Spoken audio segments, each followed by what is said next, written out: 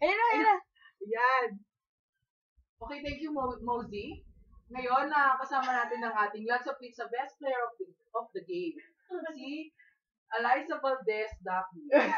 Ngayon, Teka lang. ano masasabi mo sa ginawa mo kanina para manalo yung TV? Ginawa lang po namin na effort po talaga kami. Tapos, teamwork. Tapos, lahat po talaga ginawa namin. Sinunod lang namin yung coach na. So, ano bang training ang ginawa niyo nung nakaraang bakasyon? Ginawa lang po namin nun sabi ni coach, mag-relax lang kami para ma-contain daw namin yung mga ganong trainer. Ngayon, ibibigay ng ating may-ari ng Lotsa Pizza ang iyong prize. Matatanggap mo, Lotsa Pizza. Yes, ayan. May kasamang Pepsi. Meron ka bang gustong batiin? Pinabati ko po yung Stella family, Daki's family, and Valdez family.